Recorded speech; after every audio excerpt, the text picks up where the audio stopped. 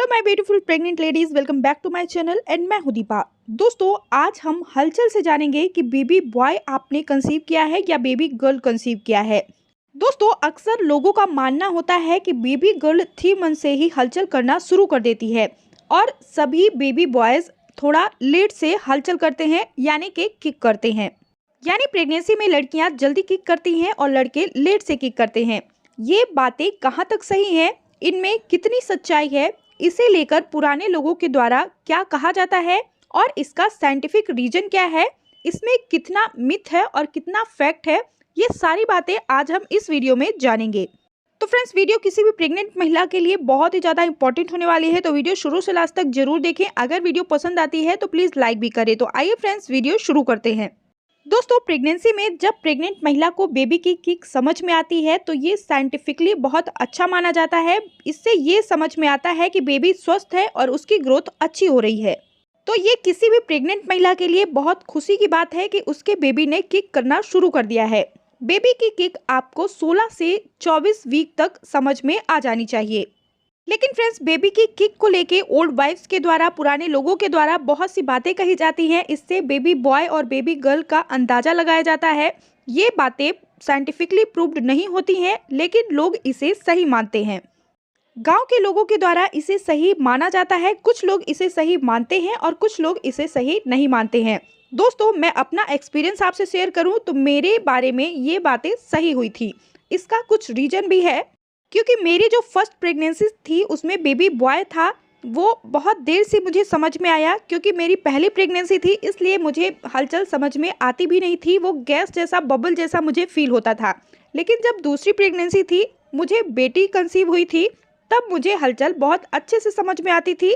इसलिए baby girl की kick को मैंने बहुत जल्दी फील कर लिया था और बेबी बॉय की किक को पहली बार था, इसलिए मैं लेट से फील कर पाई थी। तो दोस्तों, अगर आपकी पहली प्रेगनेंसी है तो आप हलचल बहुत देर से समझ पाती हैं, इसलिए आपको हलचल देर से समझ में आती है। लेकिन अगर आपकी दूसरी प्रेगनेंसी है तो आप हलचल एक्सपीरियंस कर चुकी होती हैं, इसलिए आप जल्दी समझ जाती हैं। कई बार बेबी किक कर भी रहा होता है तो आपको गैस सा समझ में आता है, गैस के बबल जैसा समझ में आता है। इस कारण से आप हलचल को फील नहीं कर पाती हैं। दोस्तों, इसमें पूरी सच्चाई है कि कुछ बच्चे तीसरे मंथ में हलचल करते हैं, कुछ बच्चे 4th मंथ 5th मंथ में भी हलचल करते हैं। लेकिन ये सारी चीज़ें बेबी के हेल्थ पर डिपेंड होती है, उसके नेचर पर डिपेंड होती है और आप कितना जल्दी समझ जाती हैं इस पर डिपेंड होती है कि बेबी की हलचल आपको कब महसूस हुई। हर महिला जिस तरह से अलग अलग होती है, उसकी प्रेगनेंसी, उसका नेचर अलग अलग होता है, उसी तरह बेबीज का भी नेचर अलग अलग होता है। उसके नेचर पर भी बेबी किक डिपेंड करता है। दोस्तों, जब आप शुरुआती समय में होती हैं तो किक अच्छी तरह से फील नहीं कर पाती हैं, लेकिन जब आपका 7वां, 8वां, 9वां महीना शुरू होता है तब आपको किक बहुत अच्छे से समझ में आता है। आप समझ जाती हैं कि बेबी ने बहुत तेज से आपको किक किया है।